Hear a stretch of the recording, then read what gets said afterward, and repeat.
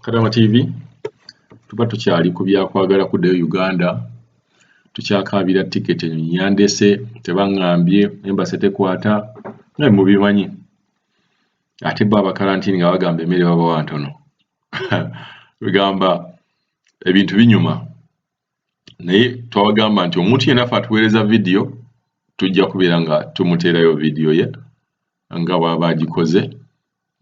Eyinza okubeera nga gwe tekoledde, eyinza okubeera nga ekunyiiza, eyinza okubeera nga ekusesa, naye ffe tuba tugiteekayo kuba babeera bakadaama bannaffe.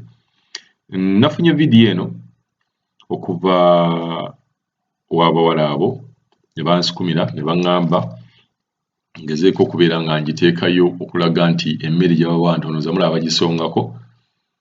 Omukyalo ono omweru yagamba bamuwadde matooke naye yabadde na laki nnyo okubeera ng'afuna amatooke. Then omukyalo oli yagamba yafunye kawunga, teyafunye kyansi ya kulya matooke. Bagamba akamere ako ko katono ku bo, baagala babongere ku mmere, emmere entono.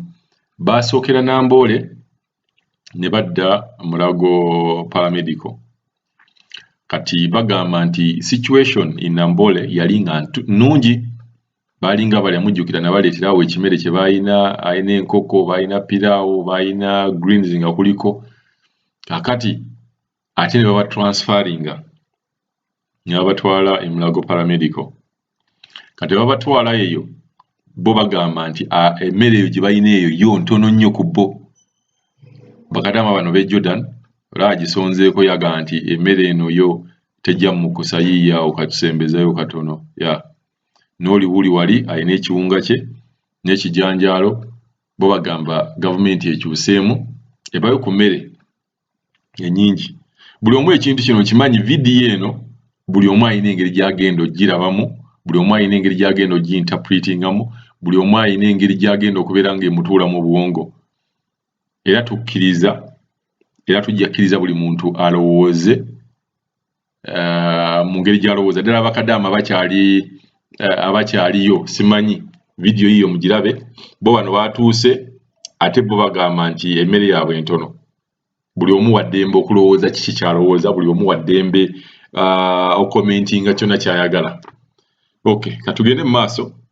Bakadaama bano ate bo bennyini beeyogerere bakubuulirenga emmere eno gye balina mu ngalo ezo bw'eri entono n'okubeera nga tebabafaako nga bye balina kubafaako. So kyekyo katugende mu maaso. My name is Santrina. First of all, we came from Jordan. We were repatriated, and the situation here isn't good at all.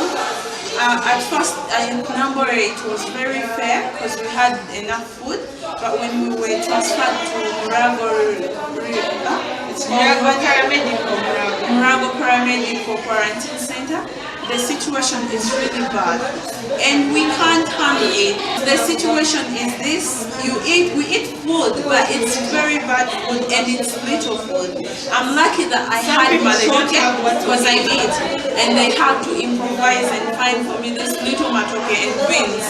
But they are in norms, they are hungry, and the only solution they are telling us is let's go back and tell our parents to give us food, and they don't allow food, they just allow eats like snacks and whatever. And then, so if at all the government doesn't support us to give us enough food, let us to go back home so that we make the quarantine at home. Because it doesn't make sense.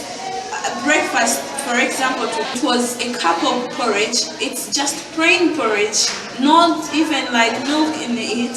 It's very cold, and one local pancake. It's not an American pancake size. This is a very little pancake, a local size, and it's freezing like ice and hard. You have that for breakfast, and someone has missed. If you're lucky, you have it. So you even miss lunch.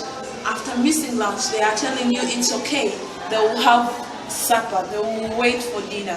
It doesn't make sense. We've been here for a week and more. We are not positive. Send us back home, and we eat our food than starve here, starve in our own country.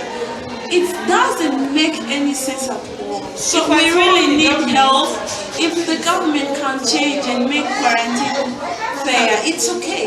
Then keep us here. It doesn't make sense coming here, running away from corona, and we go back home with other sicknesses, with ulcers. It doesn't help. So let us all go of home you and who continue are their watching and you are responsible and you can raise your voice, please speak for us and make sure something they improve or renovate or innovate or something. But this isn't life to live. Thank you so much.